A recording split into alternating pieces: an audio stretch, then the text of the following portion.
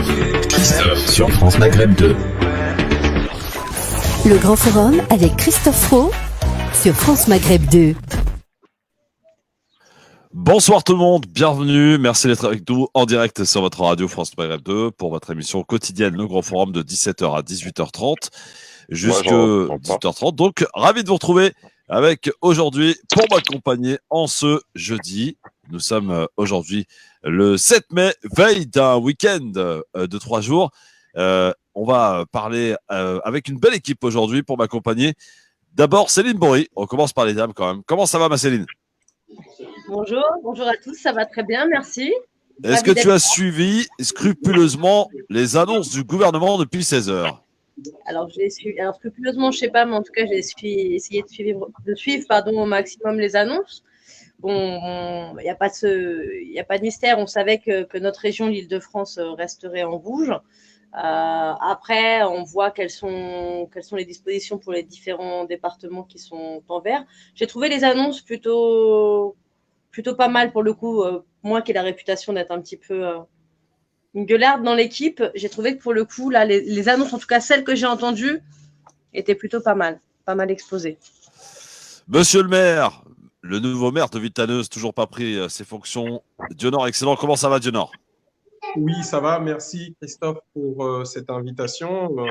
Merci. Alors, est-ce que tu as suivi toi aussi les annonces du gouvernement qui t'intéressent tout particulièrement ? Oui, en fait, je n'ai pas bien entendu ta question. Je te dis, est-ce que tu as eu à suivre les annonces du gouvernement attendues depuis 16 heures ? Est-ce que tu as suivi un petit peu ce qui s'est dit ?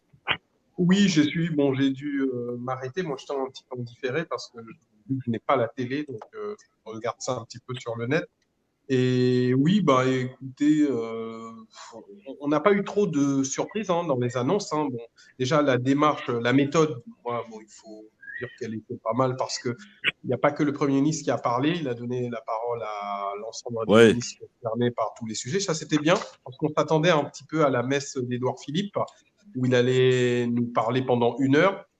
Moi, je me suis arrêté après la prise de parole du ministre de l'Intérieur, M. Castaner, parce qu'il fallait se connecter à l'émission. Mais sinon, dans les annonces, pas trop surpris non plus sur les départements. En tout cas, ils ont procédé par département, ce qui restait en vert, ce qui restait en rouge et les oranges qui passaient en rouge ou en vert. Je trouve ça assez pédagogique sur la forme. Je trouvais que ça assez... les explications étaient claires, qu'on soit d'accord ou pas sur le plan de déconfinement, mais la méthode, en tout cas, la manière dont ça a été expliqué, présenté, c'était assez clair et chaque ministre a pu intervenir sur le sujet de prédilection. Après, nous, là où on avait des attentes, c'était surtout sur les départements qui allaient passer en vert. Bon, nous, pour la Seine-Saint-Denis, en tout cas, on n'avait pas trop de doutes parce que compte tenu des indicateurs, notamment le taux de lits disponibles de réanimation, aussi le niveau de circulation du virus, on savait qu'on était déjà dans le rouge et qu'on allait y rester parce qu'on a regardé les différents chiffres ces derniers jours. Et puis, sur la question de l'école aussi, ça reste encore flou. Nous, en tout cas... il faudrait qu'on m'explique un jour pourquoi, comment on va envoyer des gamins de grande section CP et CM2 en premier à l'école, nous faire croire qu'eux vont respecter les gestes barrières plus que les grands au collège et au lycée. Je ne comprends pas. Franchement, je n'ai rien compris. Personne n'a réussi à me convaincre. Ossine Ras est avec nous. Comment ça va, mon Ossine ? Oui. Il est où, Ossine ? Personne n'a réussi à me convaincre. Ossine ? Oula, il y a un retour de ouf, là.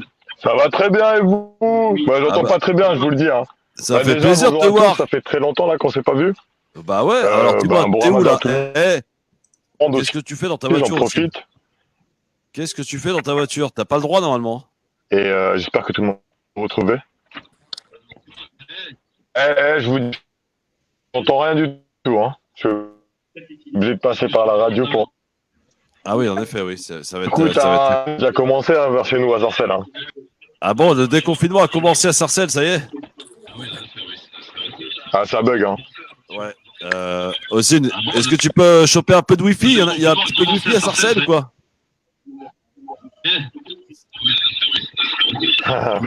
Bon. Yasser Louati, toujours pas arrivé. Yasser est là. Yasser vient d'arriver.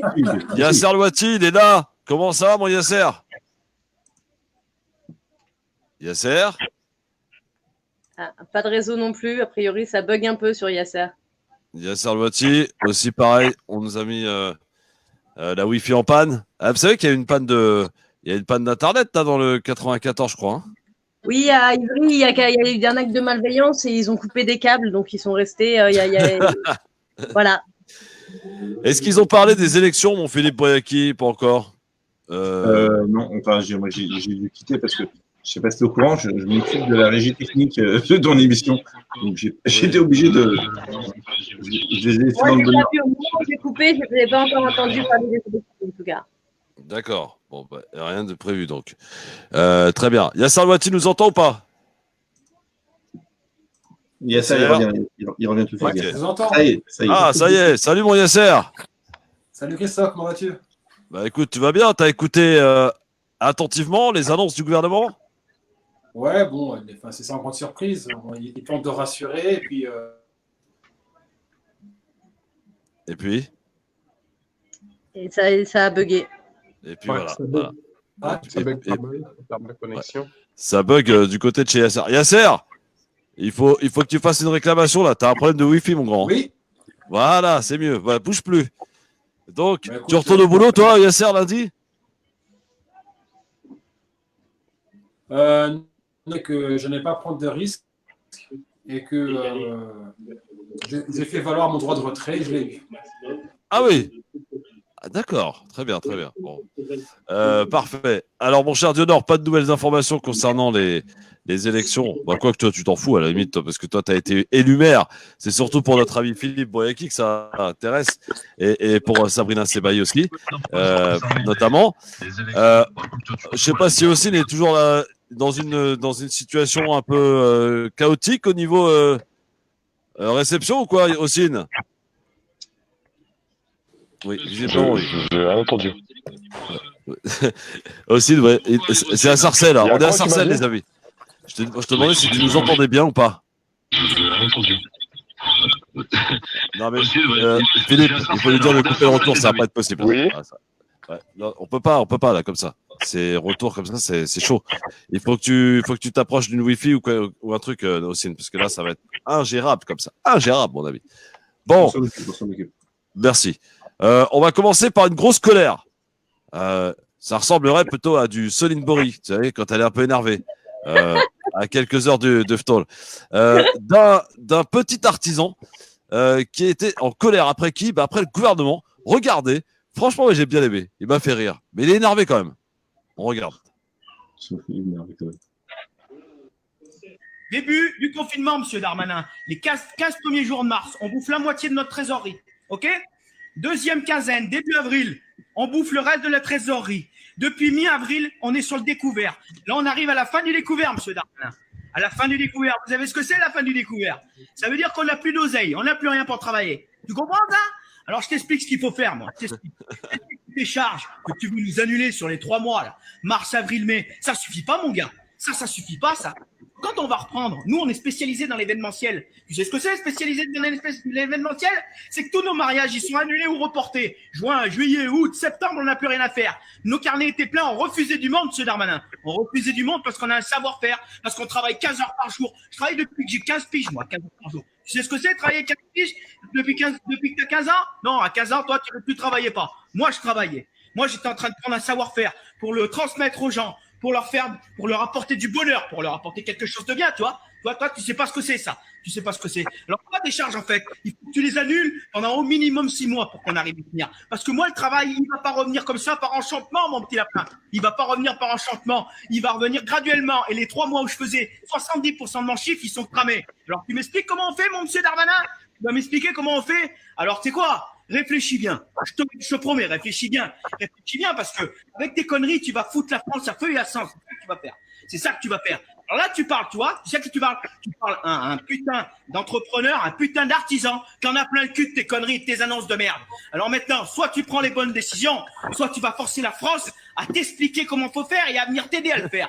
D'accord? Alors réfléchis bien. T'as eu mon message. C'est quand tu veux, tu m'appelles. C'est quand tu veux, tu me contactes. On fait partie, nous, on a créé un petit collectif, tu vois, les entreprises d'Auvergne en péril. On a autre chose à foutre que de faire ça. Mais on essaie d'aider tout le monde pour que tout le monde s'en sorte. Mais ça, t'as pas compris. Et tes petites mesurettes que tout le monde partage, là, super, tu vas sauver rien du tout. Rien du tout, tu vas sauver. Alors, prenez les bonnes décisions, les gars. Prenez les bonnes décisions parce que ça va mal se finir. Nous, on est pacifistes, mais il y a un moment où il y a un point de rupture. Et là, vous êtes à 1 minute du point de rupture. Changez vite de voie, changez vite de voie. Changez vite de voie, trouvez les bonnes solutions. Je ne laisserai pas crever mon entreprise sans rien faire, je vous le dis. Voilà, alors là, on est vraiment dans l'exemple typique de Céline Bory au masculin. Voilà. Non, je suis pas du tout d'accord avec cette comparaison, si je peux me permettre. Non, mais très énervé, le monsieur. Non, mais peut-être un peu caricatural, mais dans le fond, finalement, ces artisans, ils sont vraiment dans une pagaille incroyable parce que eux, si nous, on est un peu plus éclairés sur ce qui va nous arriver à partir de lundi 11 mai, eux, ils n'ont pas toujours pas de visibilité, que ce soit les patrons de restaurants, les patrons de salles, ceux qui sont prestataires pour les mariages, les gens qui travaillent pour la culture. C'est une véritable catastrophe, Yasser. De toute façon, c'est que l'économie va aller en pâtir quoi qu'il arrive, mais ce que le fait Covid aujourd'hui, c'est qu'il... Ouais, bah oui. Non mais Dionor, on peut se mettre à la place de ces gens-là aussi, qui vivent dans une situation dramatique. Hein. Oui, allô. Oui, de toute façon, tout ce qui n'allait pas avant la crise du Covid va être exacerbé avec la crise. Et surtout que la gestion du gouvernement étant ce qu'elle est, et qu'il n'y ait jamais eu de plan pour être proactive et éviter les décisions prises à la dernière minute, les 6 mois qu'on a perdus depuis, on va dire les 4-5 mois qu'on a perdus entre la mise en garde de l'ambassadeur de France en Chine, envoyé à Macron et Le Drian, et ensuite le plan de confinement, ces mois-là qu'on a perdus, justement, c'est des mois qui vont être payés par le contribuable, mais aussi par les petites entreprises. Donc, c'est vrai qu'aujourd'hui, les restaurateurs, les petits patrons, les petites boîtes d'intérim, elles vont en pâtir et tout le monde va payer le prix de l'incompétence du gouvernement. Mais là, il ne faut pas tomber dans le piège, c'est de faire culpabiliser les travailleurs en leur disant il faut que vous repartiez au travail pour sauver ces entreprises. L'exemple le plus flagrant, c'est quand Donald Trump il est interrogé sur le choix entre le relancement de l'économie ou des vies humaines, et il dit de manière la plus cynique, mais il exprime parfaitement ce que les politiques et le MEDEF disent aujourd'hui en France, c'est oui, il y aura beaucoup de morts, mais il faut que l'économie redémarre. Donc on ne peut pas avoir une économie où c'est soit la vie des gens, ou soit le cash flow, enfin la trésorerie, ou bien les marges des entrepreneurs. Il va bien falloir reconstruire une économie qui aujourd'hui ne tourne pas. Quant aux plans de sauvetage qui ont été annoncés par la BCE et Macron, jusqu'à la preuve du contraire, ils n'ont pas vraiment bénéficié aux PME.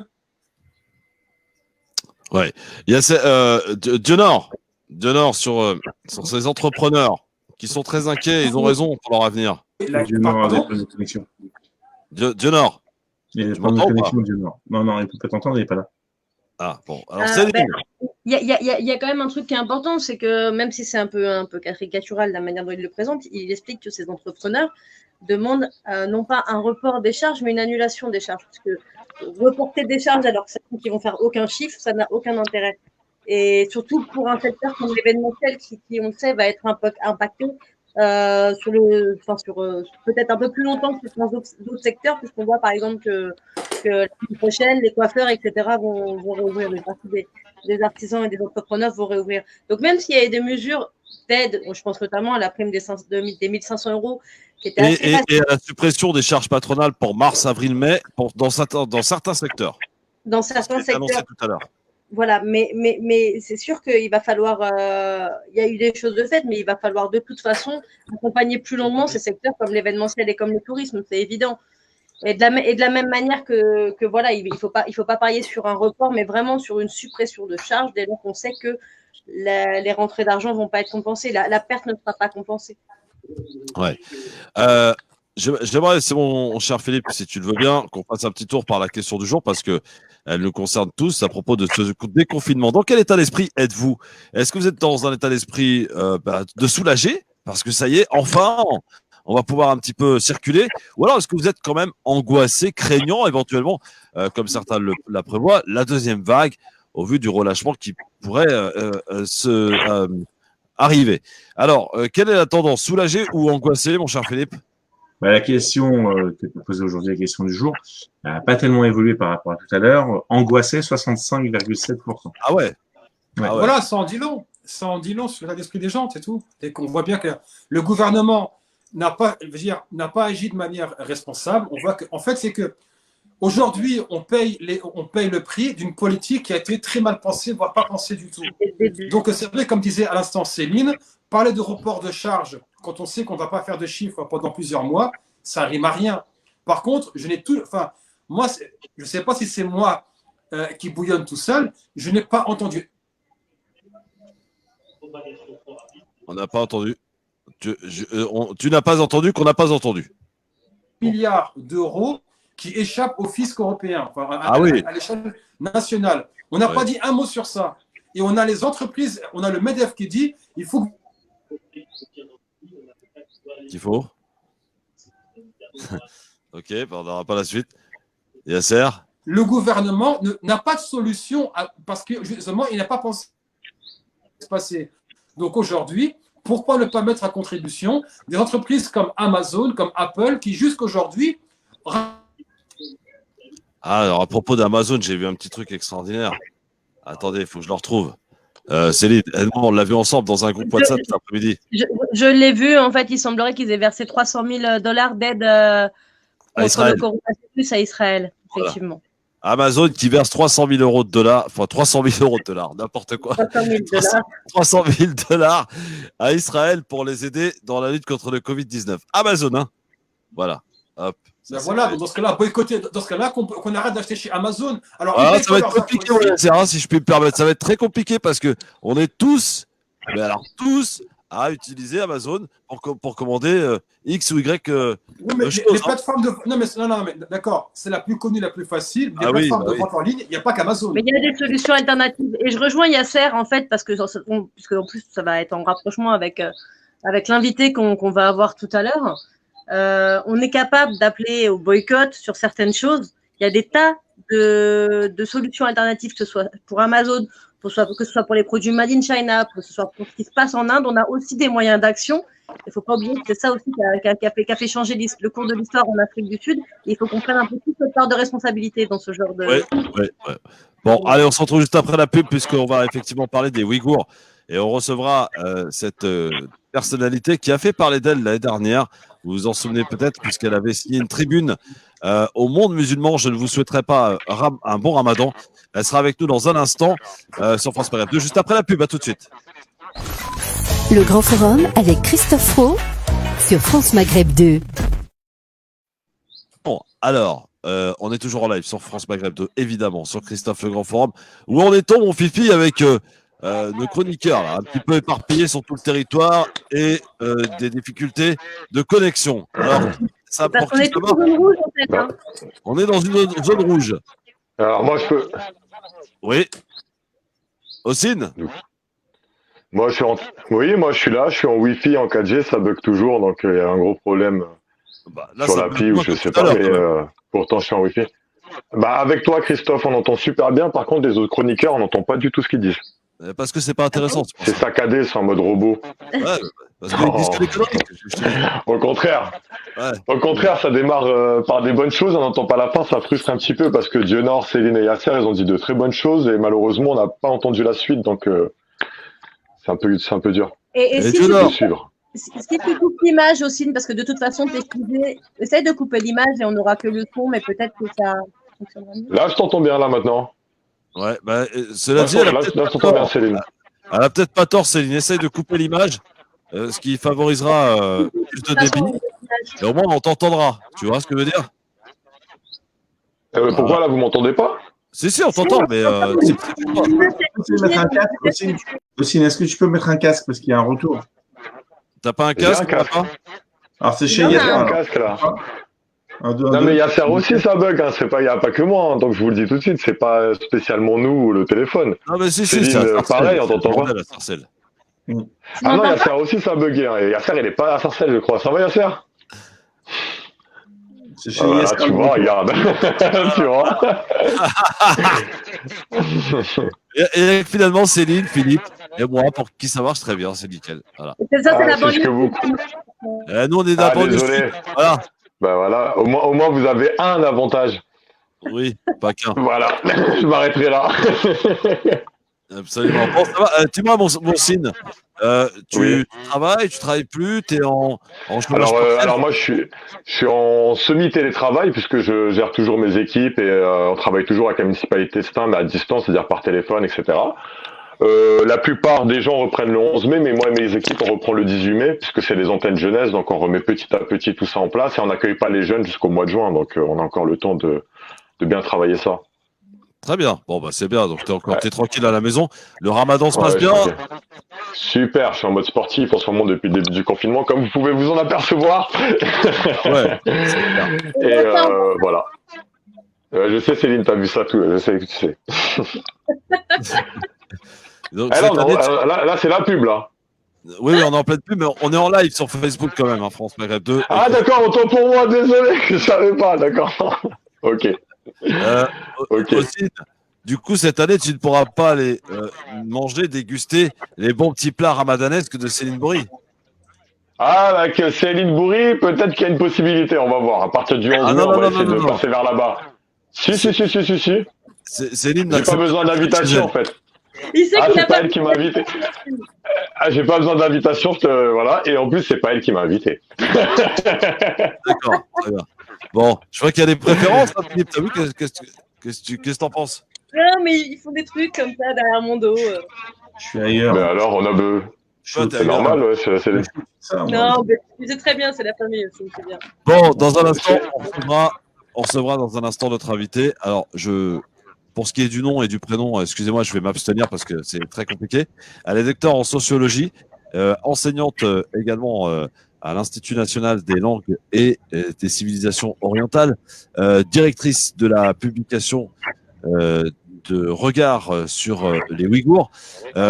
Elle sera avec nous dans un instant. Elle avait écrit une tribune qui avait fait sensation l'année dernière, qui avait dit « Vous, monde musulman, je ne vous souhaiterais pas un bon ramadan ».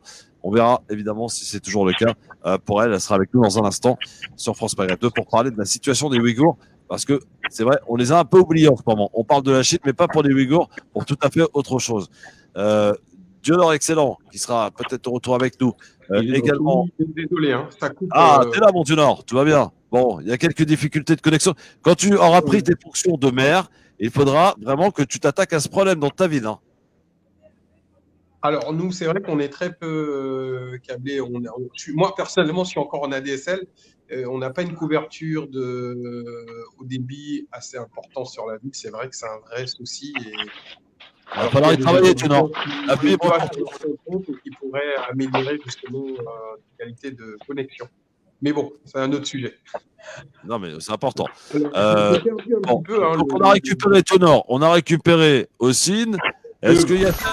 Le Grand Forum avec Christophe Roux sur France Maghreb 2. On est en direct sur votre radio France Maghreb 2, en direct à la radio, sur Facebook en live, France Maghreb 2, Christophe Le Grand Forum, avec Dieu-Nord excellent qu'on a retrouvé, avec Ossine Ras qu'on a retrouvé aussi, avec Céline Bourri qu'on n'a jamais perdu, et Yasser Boiti que on perd et qu'on retrouve. Comment ça va, mon Yasser, il est où? Voilà. Yasser, le podcast, il en est où?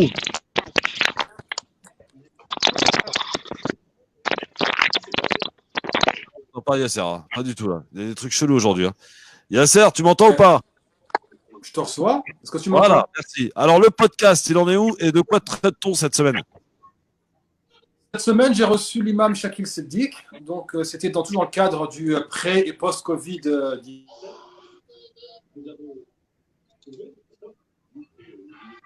L'islam repensait la communauté.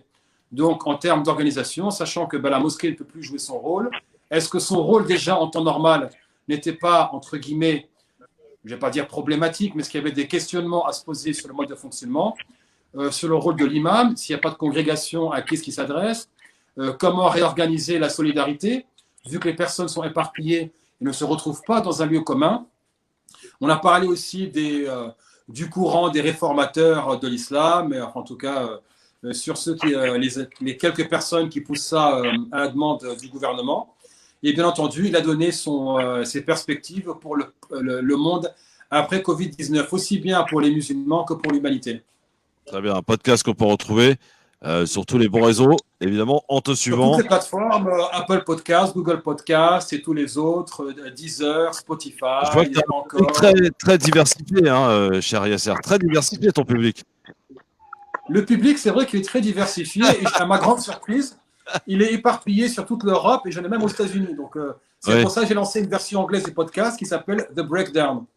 Parce que ce mec maîtrise parfaitement l'anglais. Il parle bien anglais. Yasser Louati.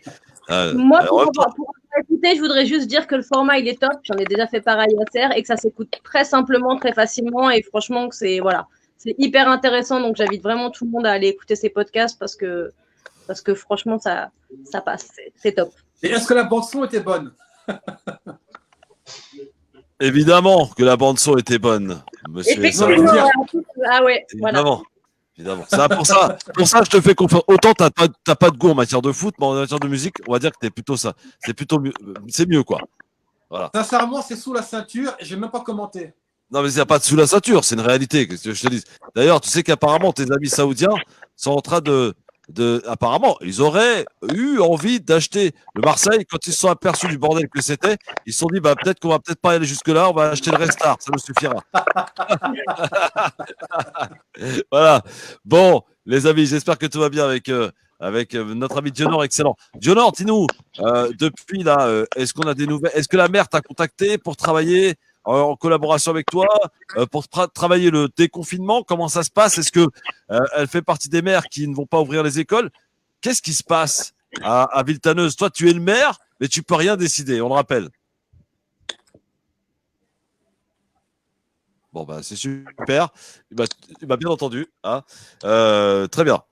C'est magnifique. Dionor, tu m'entends ou pas? Non, ça y est. Ouais, il est parti. Bon, ok. Donc, il y a des gros soucis de connexion aujourd'hui. Qu'est-ce qui se passe? Est-ce que c'est parce que le gouvernement parle et que il faut absolument qu'on les écoute? Toutes les énergies. C'est ça. Bon, alors, il nous reste quelques vidéos à voir en attendant. Notamment le maire de la Courneuve qui réclame, lui, la réouverture du parc, du grand parc de la Courneuve. Et il s'en explique et ça se tient. Écoutez, regardez.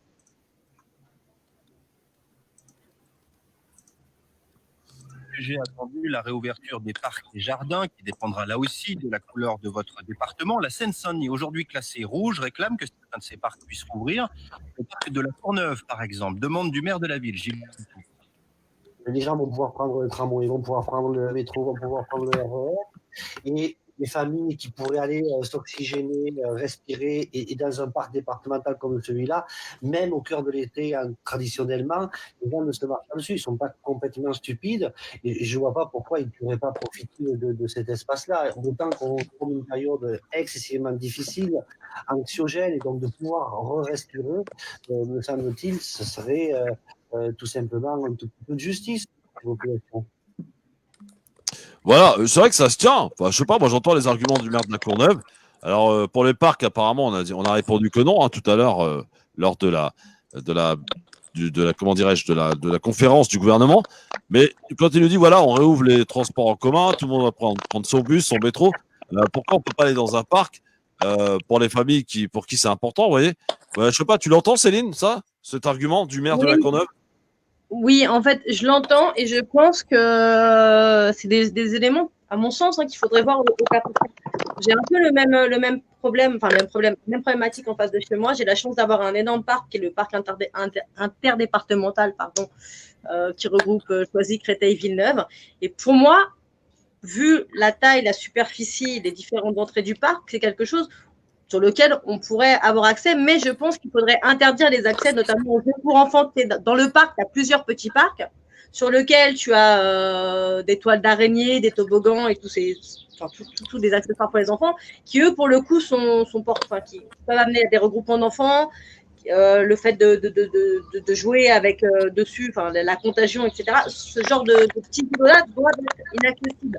Mais pour le reste, je pense qu'effectivement, on pourrait ouvrir ces grands parcs, surtout que les gens se reportent, en tout cas je vois à côté de chez moi sur les quais de Seine, avec une largeur qui est beaucoup plus réduite et du coup la distanciation sociale, elle peut pas être mise en œuvre dès lors que tu as 3 mètres entre la Seine et le mur sur les quais. tu vois, les croisements sont beaucoup plus problématiques.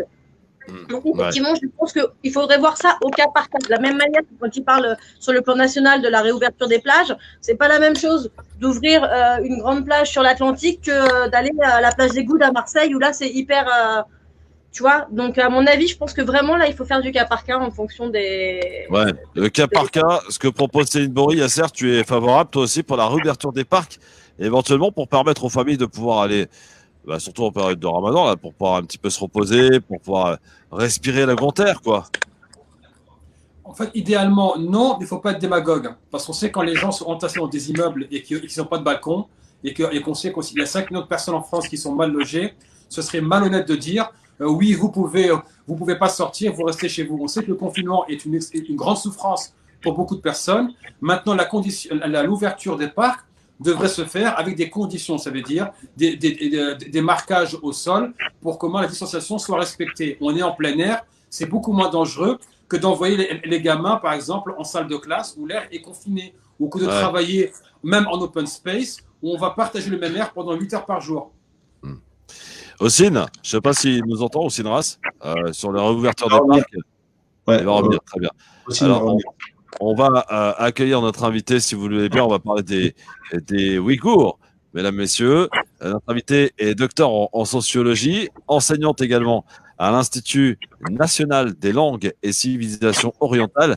Vous êtes directrice également de la publication du regard sur les Ouïghours. Madame, bonsoir et bienvenue sur France Maghreb 2. Votre micro est éteint. Bonsoir, disais-je. Bienvenue sur France Maghreb 2 dans le Grand Forum. Comment allez-vous? Oui, merci, ça va. Ah, très bien. Ravi de vous accueillir. Juste pour que je puisse bien m'imprégner et ne pas faire d'entorse, votre nom et votre prénom se prononcent comment? Dilnuréan. Dilnuréan, d'accord. Alors, vous avez fait parler de vous l'année dernière dans une tribune où vous avez interpellé le monde musulman dans lequel vous leur avez dit « Je ne vous souhaiterai pas un bon ramadan ». Est-ce que ce vœu que vous avez formulé l'année dernière reste d'actualité cette année? Malheureusement, oui, plus ou moins. Disons qu'il y a eu de changements, d'évolution de mentalité, notamment parmi les populations, en tout cas en Europe, notamment parmi les musulmans en Europe. Cependant, dans la position des gouvernements des États dits musulmans n'ont pas changé, on peut dire empiré sur la question. Oui. Céline Bory, Yasser Wati et le reste de l'équipe également sont là pour vous interroger. Quelle est la situation aujourd'hui des Ouïghours? Alors, on sait qu'en cette période de pandémie, par exemple, est-ce que là où ils habitent, en Chine, est-ce qu'ils ont été, eux, confinés? Et est-ce qu'il y a eu aussi des discriminations davantage les concernant? On sait que la région ouïghour elle a été confinée aussi. Et la Chine, vous savez, enfin, la Chine, c'est le dernier gouvernement, le gouvernement chinois, c'est le dernier gouvernement à qui on peut faire confiance en termes de chiffres. Même maintenant, nos gouvernements ici en parlent ouvertement, critiquant la Chine sur la question. Et la Chine avait donné début mars, fin février, début mars, un chiffre de 76 cas révélés dans la région ouïghour. Maintenant, on ne sait pas si c'est 76, est-ce que c'est vraiment, enfin, j'en doute fort sur la véracité de ces chiffres. Ensuite, on ne sait absolument pas, est-ce que parmi ces contaminés, il y a des Ouïghours ou ça concerne uniquement des Chinois. Voilà. Et depuis début, je pense que c'était 4 mars que ça a été révélé, ça a été publié en tout cas officiellement. Je ne sais pas. Par la suite, enfin, on n'a eu aucune communication là-dessus.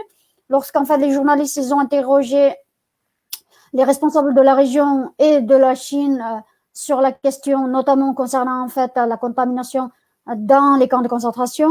Ça a été révélé que cette information est classée comme secret d'État. Oui. Est-ce que vous subissez, vous, à titre personnel, des intimidations, des menaces? Est-ce qu'aujourd'hui, vous ne pouvez plus retourner dans votre pays? Sachant que je suis française depuis un certain temps, Ouais. donc la question ne me concerne pas réellement. Cependant, j'ai ma famille aussi vivant là-bas et par lequel, justement, en fait, de toute manière, les menaces et les intimidations à l'égard de des membres de la diaspora ne passent pas directement sur ces personnes, sur nous directement. Ils le font, bien sûr, en menaçant nos familles. Les familles. Bien sûr, votre famille à vous est menacée? Votre famille à vous est menacée? Non. Sachant que vous auriez dû me prévenir ces questions-là d'avance parce que dans un écran, ma famille, elle est là-bas. Je ne peux pas répondre à ces questions-là directement. Vous voyez? On le comprendra, évidemment, pour des raisons de sécurité, évidemment, il n'y a pas de souci. Alors, on va revenir sur la mobilisation que vous aviez dénoncée dans votre tribune, et on peut le comprendre, de ce monde musulman qui ne s'offusquait pas, en tout cas pas beaucoup, du sort de la situation des Ouïghours l'année dernière, d'où cette petite formule qui avait fait choc. Il y a quand même des organisations qui se sont mobilisées, à l'image du CJL, qui est un collectif présidé par notre ami Yasser Louati, qui est chroniqueur pour le Grand Forum, et qui, lui, mon cher Yasser, avait fait une vidéo sur les Ouïghours. Appel au soutien, hein, c'est ça? Ah oui, c'était une vidéo qu'on avait faite justement déjà pour expliquer la situation des Ouïghours. Et je pense que le but, c'était vraiment de démystifier la question, d'aller au fond du problème. Donc, on a parlé de l'histoire de... Oui, l'histoire de petite coupure avec Yasser Louati. Ouais, c'est bon voilà. là ou pas? Ouais, voilà. Non, mais c'est marrant parce que tu parles et puis, puis à un petit moment, ça coupe pendant 2-3 secondes. Voilà. Bon, Ouais. vas-y. Alors, moi, en fait, c'est que, voilà, pour résumer, la vidéo, en fait, elle était vraiment... Bon, elle dure, je crois... Ouais, bah, ça coupe. Hein. Ça coupe beaucoup là, mon Yasser. Essaye de faire quelque chose avec Philippe pour qu'on puisse évidemment profiter de tes propos, parce que là, c'est... Et je vous invite tous à privilégier vraiment les câbles Ethernet, box et tout ça, parce que les Wi-Fi, c'est une catastrophe. C'est devenu vraiment extrêmement merdique. Céline, question pour notre invitée ici présente sur France Maghreb 2. Céline, s'est absentée. Bon, très bien, c'est super. Bon, alors, on parle... On a mieux Yasser. Là, il est bien. Yasser, voilà. Vas-y, on retente pour Yasser, vas-y. Oui, alors, je disais, la vidéo qui avait été faite, c'était vraiment pour expliquer le cas ouïghour à un public francophone. Ça veut dire de 1948, quand la Chine envahit la région ouïghour, la politique coloniale de peuplement et pour le cas, un grand remplacement de la population ouïghour par la population Han, et bien entendu, ce qui est en train d'être fait, d'être subi par les Ouïghours en termes de génocide culturel, voire génocide tout court, les camps de concentration, les camps de travail, les grands fonctionnaires du régime chinois qui sont en charge de mater dans le sang les Ouïghours et celui qui est pour...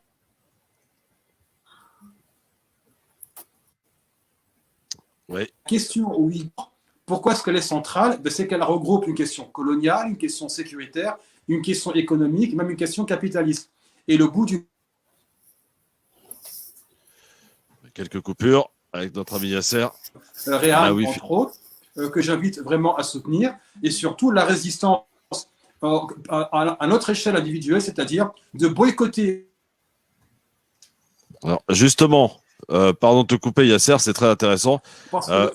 Le boycott. Juste à l'instant, Christophe. Bah oui, mais ça coupe, mon vieux, que je te dise, moi. On n'arrive pas à t'entendre comme il faut. Alors, c'est dommage, tu vois. On commence une phrase, ça coupe, et puis il faut attendre 5 secondes, 10 secondes. Donc, c'est pour ça que je me permets de te couper à l'instant pour essayer de rétablir cela. Justement, à propos du boycott, est-ce qu'aujourd'hui, vous êtes favorable à ce que le monde musulman fasse un appel collectif à boycotter, tel que des pays comme la Chine ou encore l'Inde? C'est une question à moi? Oui, c'est à vous, madame, pardon. Ouais. Oui, bien sûr. Tout le monde dit que beaucoup de musulmans, ils ont écrit en tout cas, musulmans francophones, ils écrivent que oui, les pays sont gouvernés par des corrompus, ils ne représentent pas vraiment.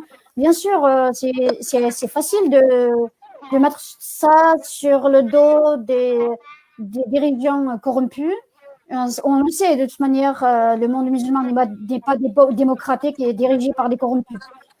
Ouais. Mais cependant, le peuple, la population ordinaire, vous et moi, nous avons une certaine force. On peut, comme vous dites, le monde musulman, je dis aussi, ça concerne aussi les populations ordinaires, comme moi, des citoyens ordinaires, ils peuvent faire des appels et des actions contre, justement, le boycott, ça fait partie de cela. Boycotter les produits, notamment textiles et de nouvelles technologies. Oui, c'est vrai qu'il y a de quoi boycotter pour ce qui est de la Chine. Il y a beaucoup de produits, évidemment, qui viennent de la Chine. Comment vous avez regardé, vous, cette gestion du Covid-19 ? On sait que la Chine a été extrêmement suivie. On a beaucoup accusé la Chine, d'ailleurs, d'avoir transféré ou d'avoir transmis, ce virus. Quel est un peu votre regard, vous, sur cette situation et sur ces chiffres ? Bon, on est d'accord qu'ils ont menti sur les chiffres, mais pour le coup, ils ne sont pas les seuls. Comme vous l'avez rappelé très justement, d'ailleurs, tous les pays ont aussi plus ou moins menti sur les chiffres. Mais vraiment, globalement, est-ce que, selon vous, la Chine a bien géré cette situation ? Je ne pense pas que, Il y a un retour quelque part, si on pouvait me le couper, c'est vraiment extrêmement fatigant. Voilà. Ouais. Voilà. Allez-y, je vous en prie. Alors, est-ce que la Chine a bien géré cette crise ? Pour vous ? Pour moi, non, puisque la Chine, ce type de virus n'est pas la première fois qui sort de la Chine. Nous avons déjà en 2002-2003, le monde a connu SRAS. Oui, le SRAS, ouais. Voilà, qui est parti aussi de la Chine. La Chine n'a pas appris de cette leçon. Donc, et que nous avons vu que juste à côté, Hong Kong et Taïwan, ils ont super bien géré parce qu'ils ont justement bien appris de leçons de 2003, de SRAS. Et qu'on sait aussi que d'après les chiffres officiels révélés, en tout cas jusqu'à présent, la Chine le savait depuis novembre 2019. Et que seulement le monde extérieur, on a su en janvier. En tout cas, en janvier, le monde extérieur, nous avons commencé à en savoir, à en entendre encore sans atteindre jusqu'à ici. Et pendant tout ce temps… Si vous permettez, Chine, le Canard enchaîné a révélé que la France que Emmanuel Macron était au courant au mois de décembre par l'ambassadeur de France en Chine, mais qu'il n'a pas pris la situation suffisamment sérieuse. Voilà. Tout à fait. Exactement. Mais ceci dit, la Chine n'a pas officiellement révélé cela jusqu'en janvier. Donc, à partir de janvier, qu'on a su. Et encore, même nous, les citoyens ordinaires, on n'a pas pris au sérieux jusqu'à ce qu'on nous, personnellement, on reçoit en France ou en Europe. Et la Chine, jusqu'en janvier, jusqu'à ce moment-là, a laissé partir environ un minimum 5 millions de Wuhanais, les populations de Wuhan, à partir, se dispatcher dans le monde entier, et que parmi ces 5 millions de personnes minimum, il y a certainement un bon nombre de personnes porteurs de virus. Ils ont librement circulé partout dans le monde, y compris en France. D'ailleurs, nous avions été les premiers à détecter et dénoncer une personne chinoise qui vient de Wuhan début février, fière d'avoir passé la frontière en cachant sa fièvre, et que c'était le moment où on parlait vivement de ce virus justement. Et vous voyez en fait ce que j'accuse le gouvernement chinois de ne pas bien gérer, c'est d'abord aussi ne pas révéler jusqu'en janvier, ensuite laisser passer millions de personnes de Wuhan, partir dans le monde entier, et porter avec eux ce virus dans le monde entier. D'ailleurs, en fait, les autorités italiennes, ils ont révélé aussi que en Europe, enfin, le virus a été apporté par des touristes chinois. Ça a été rapporté par la presse italienne. Ouais. Donc, vous voyez, enfin, c'est pour ça que j'accuse le gouvernement chinois de volontairement cacher, puisqu'en fait, ils savaient, donc ils ont caché volontairement. Ils ont laissé passer le virus dans le monde entier. Donc, ils ont une lourde responsabilité que le monde entier doit demander de compte au gouvernement chinois à ce propos, au moins. Bon, alors ne bougez pas, docteur. On va passer à nos chroniqueurs dans un instant qui vont. Je ne sais pas qui j'ai avec moi parce que j'en perds la moitié en route. Je suis là, Pour je suis pouvoir là. déposer les questions. Il y a Serlouati est là. Céline Bory, elle est là ou pas? Austin est là. Austin, il est là. Super. Bon, bah, Il très est bien. là. J'ai pratiquement récupéré tout le monde.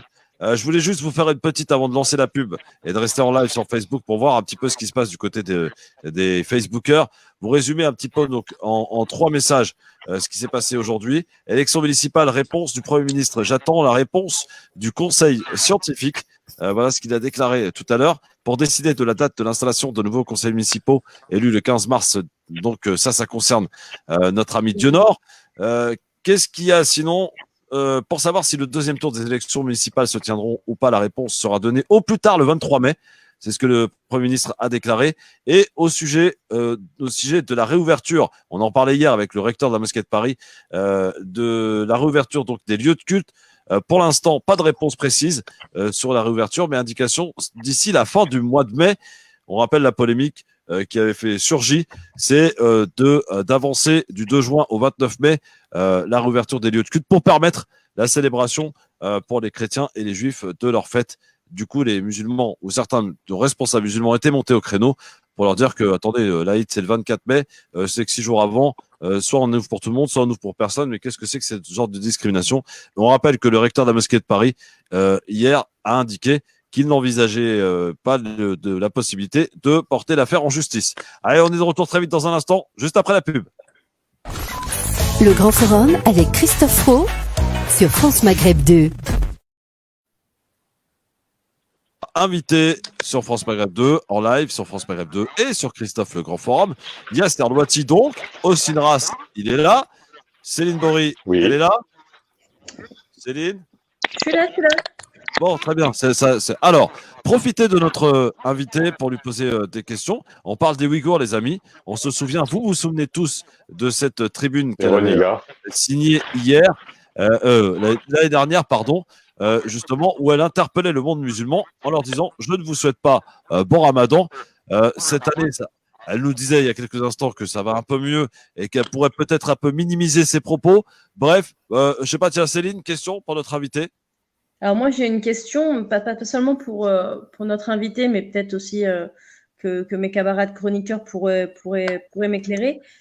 Comment se fait-il qu'on n'arrive pas à mobiliser autant pour les Ouïghours, notamment lorsqu'on fait des appels au boycott, qu'on peut peut-être le voir, notamment je pense à BDS pour la Palestine, parce que même si c'est pas entre guillemets suivi par tout le monde, il y a quand même eu un engouement par rapport à ça.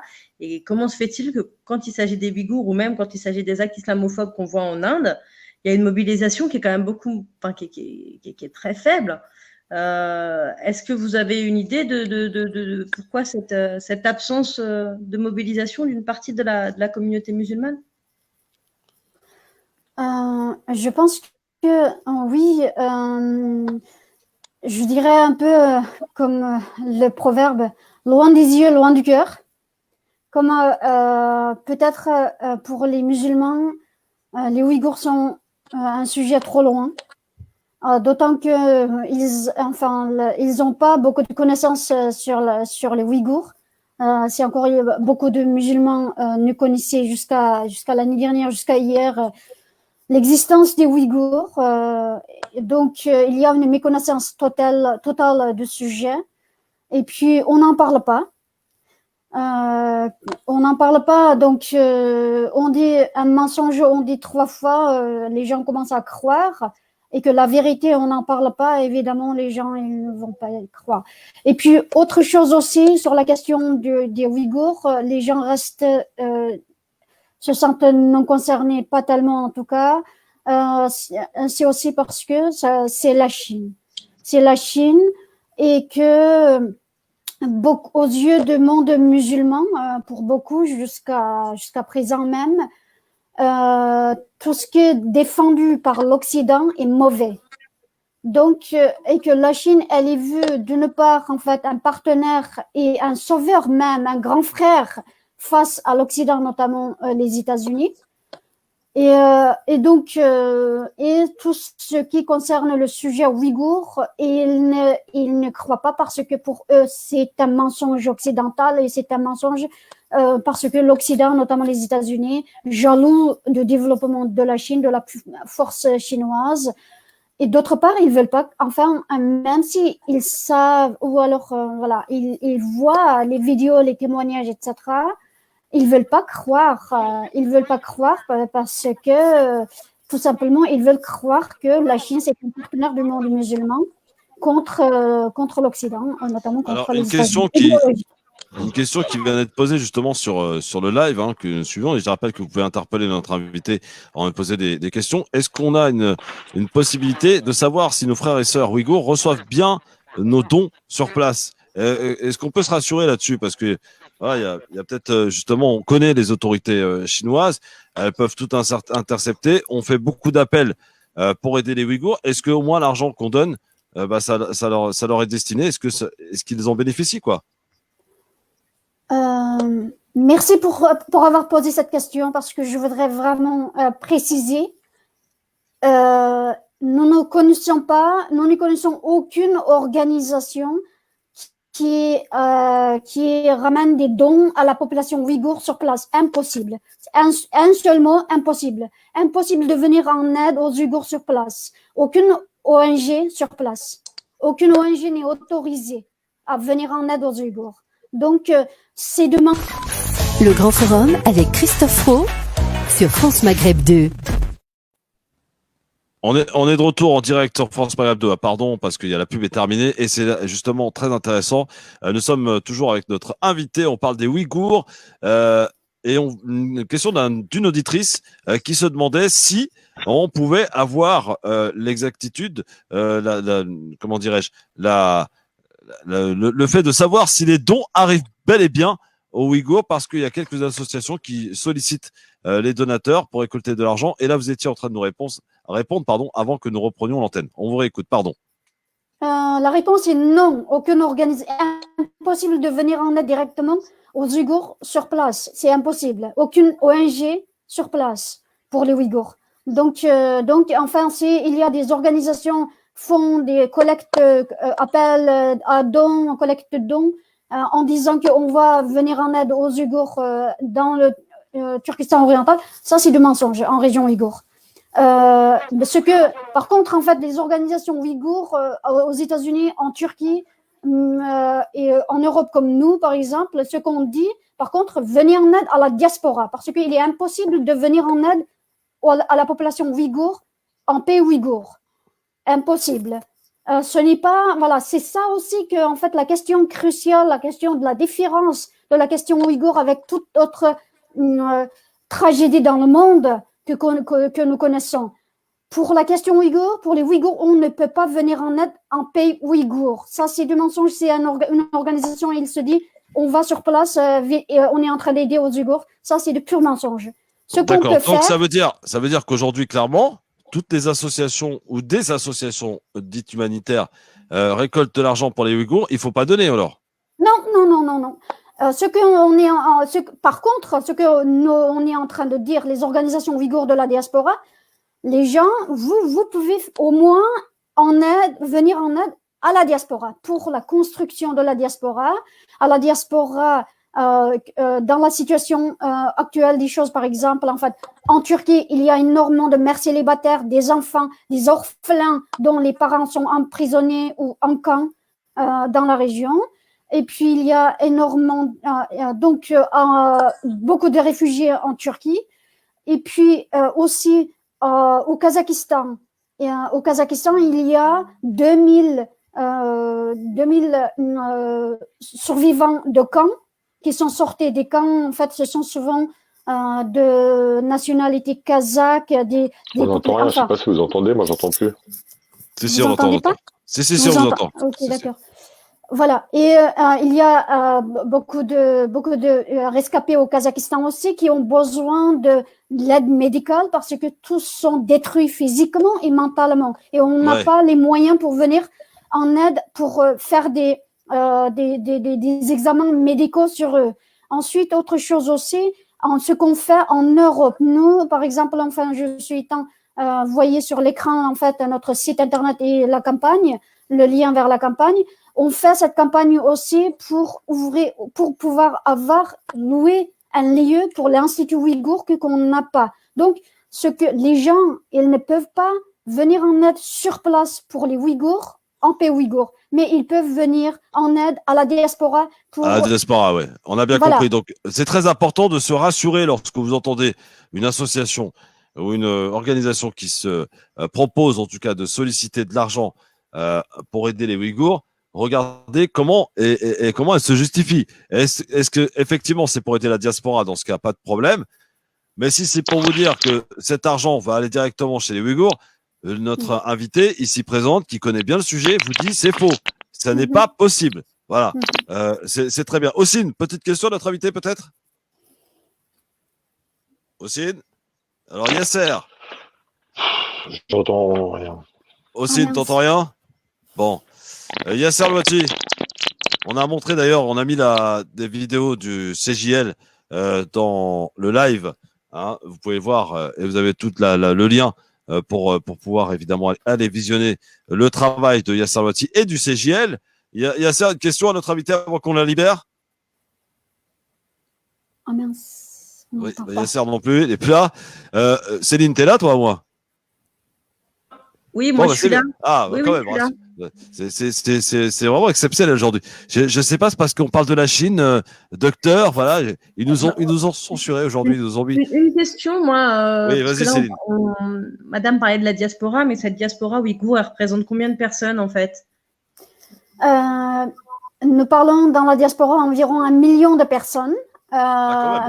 Oui, mais la grosse majorité sont en Asie centrale, dans les pays de l'Asie centrale turcophone, et puis le reste sont en Turquie, dans les pays, enfin en Arabie Saoudite, en Turquie, et aux États-Unis et en Europe.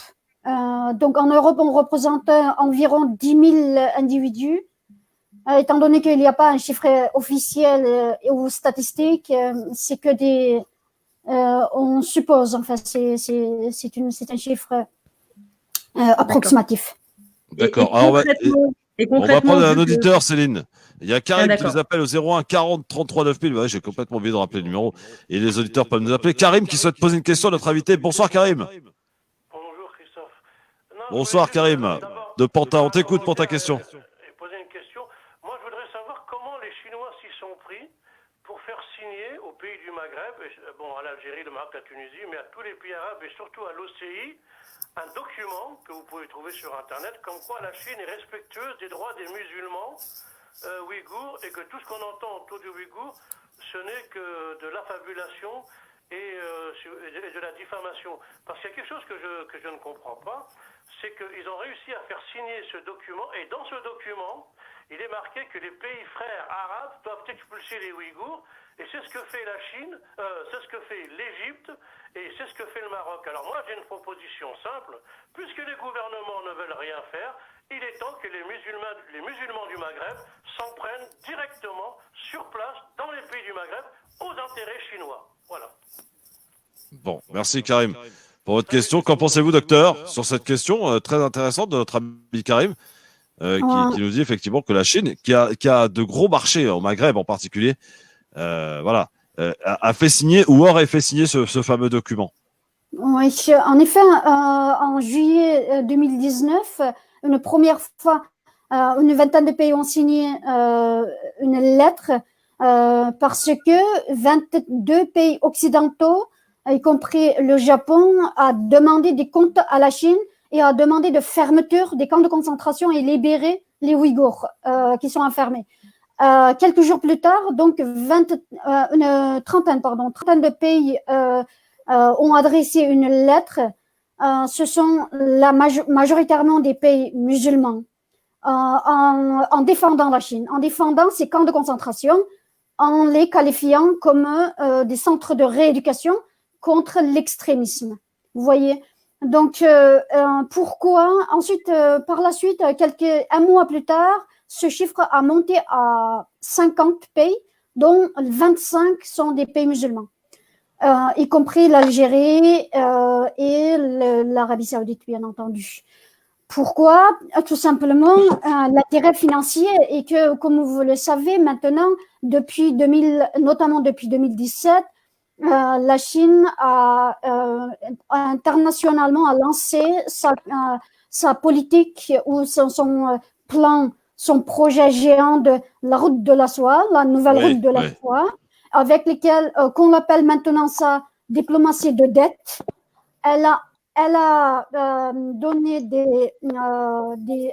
avec un taux d'intérêt très bas des dettes à de nombreux pays, enfin à la grande majorité des pays en développement ou sous-développement. Donc, beaucoup sont des pays musulmans. Et que avec lesquels en fait la Chine maintenant développe un intérêt de plus en plus important.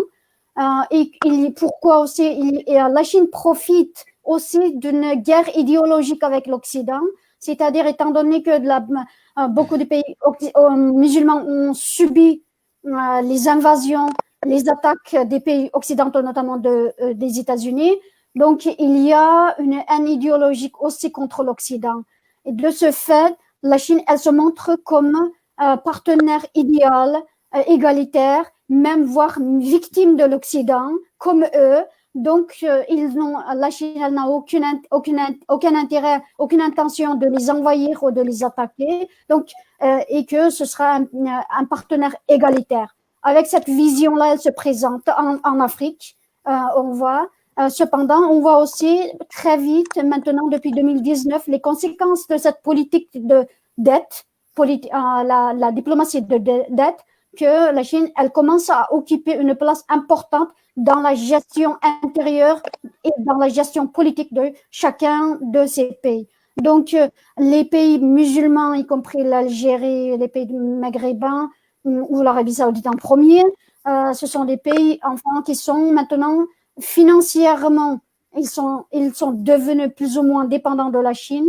Et donc, ils sont prêts à défendre les camps de concentration pour musulmans, pour leur propre intérêt et souvent pour leur propre pouvoir, pour maintenir le pouvoir. Ben voilà, de quoi mettre peut-être la pression auprès du gouvernement de ces pays en question. Si quelqu'un a une dernière question, les amis, avant qu'on libère notre invité, en la remerciant en tout cas d'être venu. Oui. J'aurais bien essayé de parler au moins un petit peu. Vas-y, Ossine. Voilà. Bah déjà, ravi de faire sa connaissance, enchanté. Votre combat, il est très noble. Moi, rien ne m'étonne. Hein, c'est pas la première fois qu'on voit des musulmans qu'on laisse tomber dans le monde. On a eu justement les renégats justement il y a quelques années. Pendant longtemps, c'était le peuple qui se soulevait et pas les gouvernements. Ils ont suivi après. Moi, je pense que tout à l'heure, quand madame disait, quand la docteure disait justement, elle n'attend rien des gouvernements, mais c'est les peuples. Et pourquoi ils ne font rien? C'était la question qui était posée par Céline. C'est que souvent, quand on le voit que ça se passe en Palestine avec les agressions israéliennes, ou avec les renégats justement il y a quelques années, ou avec d'autres peuples dans le monde, les gens suivent souvent les autres. Ça veut dire que dès qu'il y a un effet de foule qui va descendre manifester dans les rues, dès qu'on va en parler dans les médias, etc., c'est là que la plupart des musulmans, en tout cas en France, vont se réveiller. C'est ce qui arrive à chaque fois. Quand on a vu Israël agresser la Palestine, Gaza notamment à plusieurs reprises, il a fallu plusieurs jours pour que le peuple moins conscientisé se réveille enfin. Et les premiers à se réveiller, à descendre dans les rues, c'est justement la plupart des militants, la plupart des personnes qui peuvent justement conscientiser, réveiller les peuples, mais ça passe justement par la rue, par des manifestations, par des opérations coup de poing, parce qu'on ne peut rien attendre des médias. Les médias, comme on l'a dit tout à l'heure, c'est les premiers à être justement les alliés de cette Chine, les alliés de tous ceux qui ont du pouvoir. Et nos gouvernements, c'est la même chose, qu'ils soient français ou des pays musulmans. Moi, je ne compte pas sur eux pour qu'ils mettent une pression tout de suite sur la Chine. Mais la meilleure des solutions, bien sûr, c'est celle-là. Et diplomatiquement, par contre, je pense qu'on a des choses à faire, notamment l'Algérie, comme Madame vient de citer, l'Arabie Saoudite, mais aussi la Turquie et d'autres pays. L'Inde, le Pakistan et d'autres pays qui sont autour aussi doivent mettre cette pression. Il y a des accords bilatéraux qui sont exorbitants entre ces pays-là et la Chine. Et souvent, c'est pas forcément tout le temps à l'avantage des pays musulmans. Donc, je pense que les pays musulmans peuvent mettre la pression déjà économiquement avec la Chine, comme on le voit avec l'Algérie, par exemple. Les liens économiques entre l'Algérie et la Chine sont hyper supra-développés. Ils sont très forts, Et depuis longtemps. je pense qu'on peut discuter, au moins se mettre à une table et leur faire comprendre que les Ouïghours là-bas ne sont pas tout seuls et que c'est aussi nos frères et qu'il faut se battre. Ensuite, pour le peuple, c'est à nous de les conscientiser via les médias comme Radio France Maghreb 2 le fait ce soir, comme le Grand Forum le fait, mais aussi à travers les réseaux, comme la vidéo d'Yasser Louati que j'applaudis. Mais je tire vraiment mon chapeau, il faut vraiment la propager, la partager de manière massive. Et voilà, chaque communauté doit en discuter, c'est-à-dire que nous, avec les musulmans, les autres avec les jeunes, les quartiers populaires, il faut vraiment qu'on rentre dans, comme on l'a fait avec les Rohingyas il y a quelques années, comme on l'a toujours fait avec la Palestine ou avec d'autres pays en souffrance, d'autres terres et d'autres peuples en souffrance. C'est vrai, comme le dit Ossine Ziurzan, c'est que là, il n'y a pas d'image pour les Ouïghours, ou pratiquement pas d'image. C'est là peut-être toute la complexité aussi du combat que vous menez pour aider cette population, parce que pas d'image, pas de sensibilisation et part vite à l'oubli, quoi.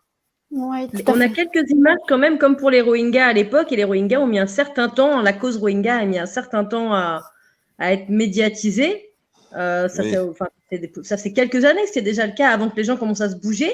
Ce mouvement des gens et des militants et autres ont fait que les médias mainstream ont commencé à en parler, mais ça a mis du temps. Et je pense que il faudrait qu'on active la même démarche pour les Ouïghours, justement, commencer, comme le disait à très juste titre Ossine, à conscientiser, et puis le travail qu'a fait Yasser et d'autres aussi, à le partager pour que les gens, pour que ça rentre en fait, pour que ça rentre et que les gens commencent à se mobiliser et qu'au final, les médias mainstream s'en emparent aussi. Petite conclusion, chère madame, avant de vous libérer, on vous remercie encore une fois d'être venu ce soir nous parler des Ouïghours, parce qu'il faut qu'on en parle, et aussi à France Maghreb 2, et en particulier dans le Grand Forum. On ne met aucun combat de côté. Chaque injustice dans le monde nous concerne. Donc, évidemment, les Ouïghours nous concernent plus que jamais. Petite conclusion, peut-être un appel collectif que vous souhaiteriez lancer, profiter de notre antenne et notre visibilité, notre audimat. Merci de m'avoir invité déjà. Et ensuite, effectivement, moi, je rejoins ce que dit Ossine. Moi, personnellement, je n'entends rien des gouvernements, ni français, ni autres, ni musulmans. Simplement, en fait, si j'ai fait cet appel l'année dernière, enfin, cette tribune, en accusant le mort des musulmans, c'est parce que, la Chine justifie ces camps de concentration parce que nous sommes musulmans, au nom de la religion qu'elle justifie, au nom de lutte anti-terrorisme, anti-extrémisme. Ensuite, aussi, en fait, les pays musulmans, les gouvernements musulmans, ils aiment bien se montrer comme protecteurs du monde musulman, protecteurs des musulmans. C'est pourquoi nous avons de rage contre ces gouvernements musulmans qui se montrent comme protecteurs. Dans ce cas-là, autant dire la vérité qu'ils ne sont pas musulmans, que leur Dieu n'est pas Allah, mais que leur Dieu, c'est l'argent. Là, on n'aura rien à leur reprocher. Ensuite, c'est pourquoi en fait je crois au pouvoir des populations normales et des populations ordinaires comme moi et vous, c'est-à-dire en fait faites pression. Je fais un appel ici. Effectivement, vous venez de dire il n'y a pas d'image. Pourquoi il n'y a pas d'image? Parce que jusqu'à présent, aucune célébrité, aucun grand nom n'a voulu prendre la défense des Ouïghours. Pourquoi? En face, d'une part, c'est la Chine. La Chine, c'est comme leur avenir des célébrités, des grands noms, c'est la Chine, parce que que ce soit dans le monde artistique ou financier ou autre. Ensuite, deuxièmement, pour les célébrités non musulmanes, c'est un peu plus musulman. Pourquoi les défendre? Ça ne donne pas envie. On est victime de ces deux côtés-là. C'est pourquoi en fait j'appelle à tous les musulmans ou pas, tout être humain qui ont un peu de l'âme humaine, d'interpeller les célébrités, de faire de les pousser, de leur demander d'être la voix, de les sensibiliser. de les sensibiliser, d'être la voix de ce peuple pour qui personne ne veut prendre la parole. Ouais. Personne ne veut défendre contre l'injustice. Nous sommes en 2020, 3 millions, minimum 3 millions de personnes ouïghours, en raison de leur appartenance religieuse et ethnique, ils sont dans des camps de concentration. Après les Juifs, ce sont les deuxièmes populations que nous sommes en train de vivre avec une indifférence incroyable. Merci, votre appel est poignant en tout cas, et j'espère qu'il sera entendu. Merci d'avoir exposé et répondu à nos questions en tout cas. Merci beaucoup, à très bientôt et bon courage. On vous rappellera évidemment dès que la situation nous le permettra, et dans nos studios, beaucoup plus sympathiquement, on pourra passer comme ça, j'allais dire, dans de meilleures conditions. Mais en tout cas, on tenait à vous recevoir, c'était important. Merci beaucoup. Et Sarah Tolok, merci beaucoup. Bon. Bah oui, situation difficile, les amis. Faut qu'on en parle parce que c'est vrai que si France Maghreb 2, si le Grand Forum n'en parle pas, faut pas attendre sur les autres pour en parler. Donc, on a aussi ce devoir, les amis. On doit parler des choses qui sont pas forcément très médiatisées. Alors, je sais, oui, on est formaté, hein. On est formaté au PFM TV et CNews. Et dès lors qu'on parle d'un sujet qu'on voit pas souvent à la télé ou qu'on ne parle pas beaucoup, bah, pas beaucoup de monde s'y intéresse. Et on est un peu coupable aussi de tout ça. Je suis désolé, Céline. On est coupable, nous aussi. Bien sûr qu'on est coupable, de la même manière que quand on va faire des courses, pour certains d'entre nous, quand on regarde la provenance des produits, quand on va acheter des dates et qu'on dit on va pas acheter Tu des peux dates. juste me laisser ouvrir une petite parenthèse parce que ça me rappelle un truc. Je suis allé dans une boucherie à Corbeil. Je ne donnerai pas l'adresse. Une boucherie à Corbeil. Très grande boucherie qui vend de la super viande, des fruits et des légumes. Tu sais, tu penses pas à regarder la provenance. Tu te dis, t'es chez un Marocain, tout va bien, ça se passe bien, quoi. Je regarde la provenance des oranges. Tombé sur des dates israéliennes, c'est ça? Non, des oranges israéliennes. Ouais, bah oui. Mais de la même manière. Vous êtes tombés sur la tête, les mecs. Non, mais quand tu vas dans des pseudo épiceries ou magasins de la communauté et que tes feuilles de briques sont toutes imprimées BDP, voilà, K et BDP, voilà. Donc à un moment donné, il faut que chacun d'entre nous, individuellement parlant, on se prenne le temps de regarder des produits. Est-ce que vous regardez la provenance des produits? C'est la même chose pour la Chine, en fait. C'est surtout ça, parce que là, on parlait des Ouïghours. On est capable de regarder d'où proviennent certaines choses pour essayer de défendre nos frères et sœurs palestiniens. Et ben, il faut qu'on soit capable aussi de taper au portefeuille, c'est ce qu'on dit à chaque fois, et de dire, bah voilà, plutôt que, mais je m'inclus dans ce que je dis, plutôt que d'acheter telle ou telle chose, de regarder la provenance des produits. Et je suis le premier à commander sur Amazon, hein, très honnêtement. Ah oui, faut être très honnête. Dites-nous d'ailleurs sur Facebook, sur en live, la France Maghreb 2, Christophe Le Grand Forum, dites-nous si vous regardez la provenance des produits, vraiment très honnêtement. Est-ce que vous regardez? Est-ce que vous essayez de faire un espèce de boycott politique, voilà, au travers de vos actions? Dites-nous. Moi, j'ai envie de savoir. Ossine, tu nous entends? Ossine Ras? Il est où, Ossine? Je vous entends. Voilà, merci mon Ossine. Tu avais coupé ton micro. Bien, voilà. Ça va mieux là, on dirait. Ça va mieux. Tu as trouvé ta place. Ouais, c'est pas moi qui ai coupé le micro. Bon, alors dis-moi, est-ce que toi, tu es de ceux qui regardaient la provenance des produits que tu achètes? À moi, toujours. Moi, je regarde les ingrédients, la provenance, je regarde la date, la DSO, je regarde tout.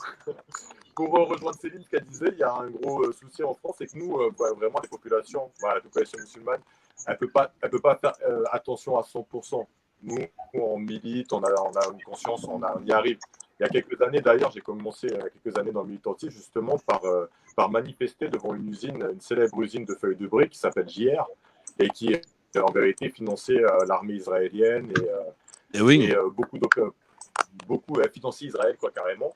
Et on avait reconnu comment, c'est justement parce qu'il y a un petit significat. Alors faites attention sur certains produits, il y a un significat qui voudrait dire cachère, entre guillemets, mais en réalité non, c'est justement un logo qui leur permettait de prouver comme quoi ils finançaient ce qui se passait là-bas.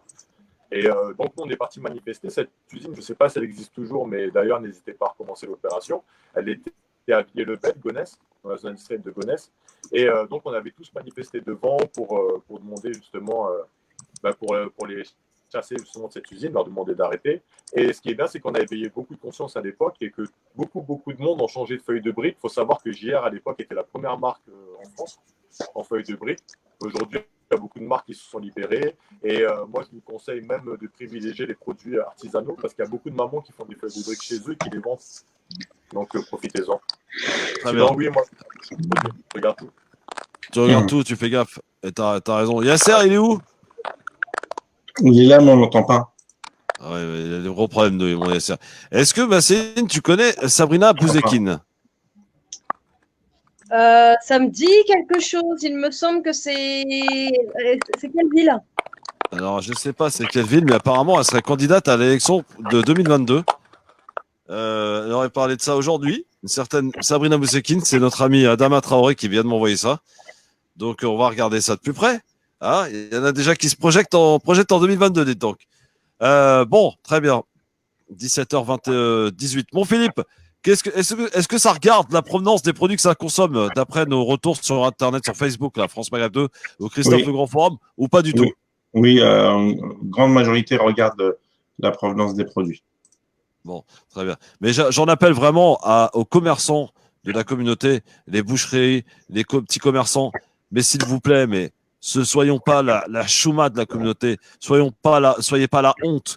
Mais n'osez pas vendre des produits qui vont davantage humilier les Palestiniens. Mais vous avez l'argent, je sais qu'il n'a pas d'odeur, mais au bout d'un moment, ça suffit, quoi. Vous pouvez pas faire Ramadan et faire des conneries pareilles.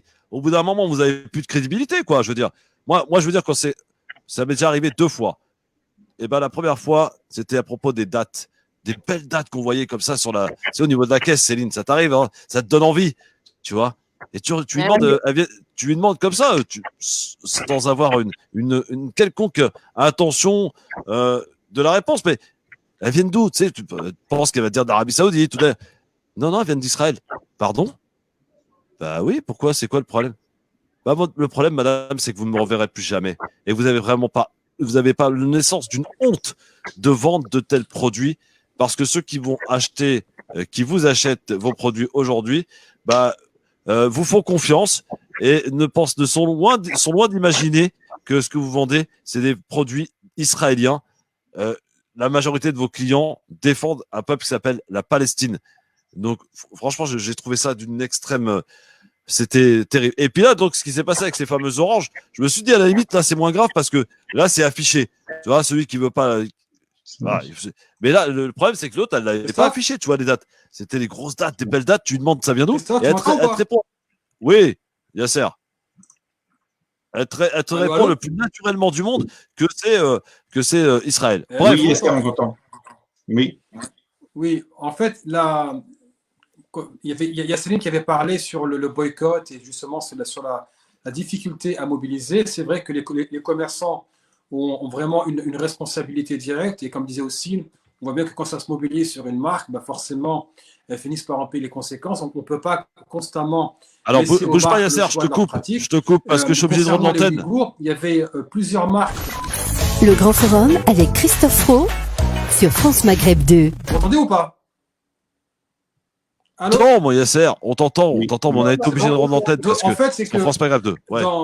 Lorsque le régime chinois montre sa fébrilité et son agressivité dès qu'on parle de boycotter les marques phares du régime, à savoir ou encore Lenovo, Xiaomi ou Alibaba, et que le gouvernement chinois répond de manière la plus agressive qui soit, dans ce cas-là, il faut se dire, c'est la marche à suivre. On vit quand même dans une société où on a le choix. On n'est pas dans une société où il y a un monopole sur tout. Donc oui, bien sûr, laissez moins cher sur Alibaba, mais il y a des plateformes de vente alternatives. Ce n'est pas pour autant qu'il faut aller chez Amazon, on sait ce qu'ils font en termes de pratiques antisociales, mais au moins on est responsable de où est-ce qu'on met son fric. Et on ne peut pas financer le génocide des Ouïghours ou acheter des marques de textiles quand on sait que ces marques-là ont été fabriquées par des gens qui sont dans des camps de travail. Ça veut dire que c'est des camps de concentration où les gens sont forcés à travailler. C'est de l'esclavagisme des temps modernes. Et concernant celles et ceux qu'on appelle les musulmans, à un moment, est-ce que la religion passe avant ou après les intérêts économiques? Qu'est-ce qui vaut mieux? Acheter une marque de vêtements un peu plus chère ou pas du tout, ou bien dépenser son argent et financer justement l'asservissement des populations ouïghours? Alors, quant aux pays musulmans, là, sincèrement, on revient encore à la question du lien avec les pays d'origine. Quand je parle de rompre les liens avec les pays d'origine, ça veut dire rompre les liens avec les régimes qui dirigent ces pays. Ça veut dire rompre les liens avec le gouvernement marocain, algérien, tunisien, etc.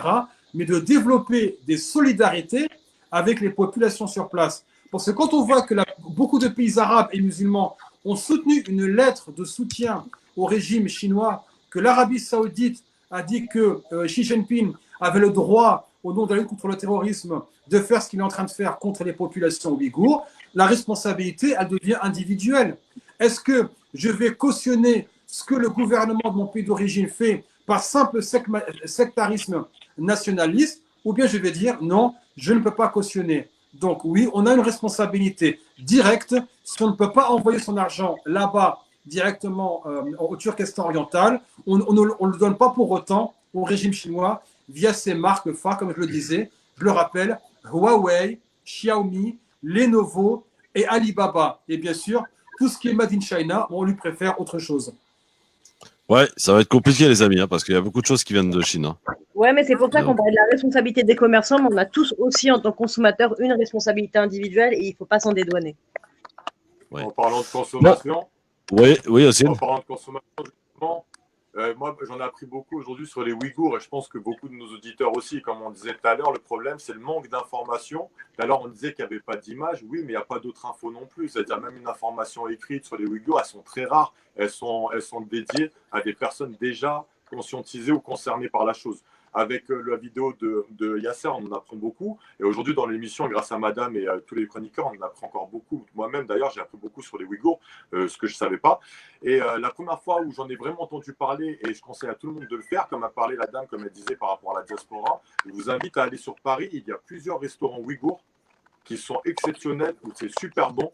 Ah ouais? Comme on parle de boycott, tant qu'à faire, ceux qui aiment bien manger asiatique, préférez peut-être une nouvelle cuisine, une cuisine qui est plus orientalisée, etc., qui est originale. Et en plus, vous pouvez parler avec les serveurs, avec le patron, qui sont très, très, très concernés par le sujet et qui en parlent vraiment avec le cœur. C'était la première fois, la seule fois dont j'en ai entendu parler pour de vrai. Et là, pour le coup, c'est des personnes qui sont concernées. Donc, du coup, dans le 18e et 17, 19e, vous allez trouver beaucoup de restaurants ouïghours. N'hésitez pas à faire des recherches et c'est excellent. Voilà, très bien. Merci pour le bon plan aussi. Aussi, il est son ventre. Hein. Bah oui, non, mais il a raison. Il a raison. Non, mais ça, voilà, il t'a répondu, Yasser. Ouais, boycotter, cette ceci, cela. Lui, il te dit, bah regardez, il y a des restaurants qui sont tenus par des Ouïghours qui vont te faire découvrir, qui plus est, une cuisine que vous ne connaissez pas, qui mélange les saveurs de l'asiatique et de l'oriental. C'est magnifique. Voilà, bravo, merci aussi, en tout cas, pour ce super conseil. J'ai hâte d'y aller. Alors, tiens, justement, Christophe et son ventre, pour finir cette émission, comme tous les soirs. Que mange-t-on chez toi, mon cher ami Youssine, ce soir? Et en général, c'est quoi? Ça ressemble à quoi? Quel genre de ftour? Chez moi? Alors, oui, chez toi, Youssine. Tous les soirs. Nous, c'est tous les soirs, c'est pareil. Hein. C'est normal, je suis là-bas. Donc, nous, c'est Shorba Bourek. Ouais. Shorba Bourek. Shorba Bourek. Tous les soirs. D'accord. C'est obligatoire. Il y a autre chose? C'était le premier round. On mange léger. Et après, t'as vu, comme je fais beaucoup de sport, à ce moment, je mange beaucoup la nuit. Oh, sucré, salé, j'enchaîne. Je fais beaucoup de sport, ouais. On dirait Nasser qui parle. Jusqu'à 40.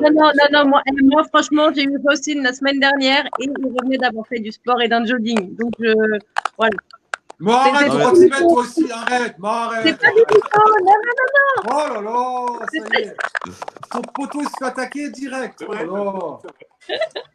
Donc, le sportif aussi, la shorba, les bourrecs. Non, aussi, et après le sport, évidemment, on se reconsole un petit peu. T'en rajoutes un peu. Ah oui, à fond. Hein? À fond. Sucré, salé, j'enchaîne. Ouais, voilà. Un yaourt, un plat. Ah oui, voilà, faut moi ça. Bon, toi, Yasser Louati, là, qui n'a pas l'air d'être convaincu par les sportifs de nos chroniqueurs. Yasser, toi, c'est toujours sans viande, toujours allégé, toujours. Yasser, tu as entendu les questions de Christophe? Non, il n'a pas entendu, je crois. Ouais, il a fait exprès de ne pas l'entendre, celle-là. Le repas ce soir, toujours allégé, toujours sans viande?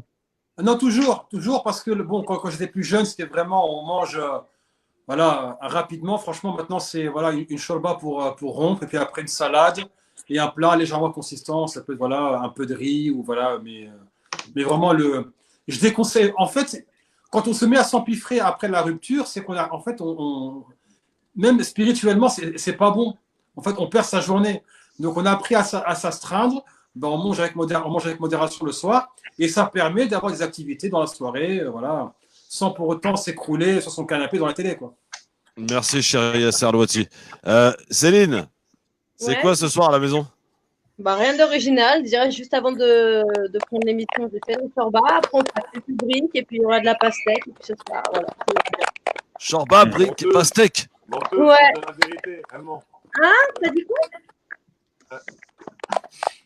T'as dit quoi? La vérité, dis-nous tout ce que tu manges. Arrête de mentir. Dis-nous tout ce que tu manges, arrête de mentir. Non, la vérité, ce soir, j'ai rien fait. Après ma shorba, j'ai rien fait. J'ai la flemme, j'en peux plus, j'en ai marre. J'ai rien C'est fait. vrai, c'est répétitif.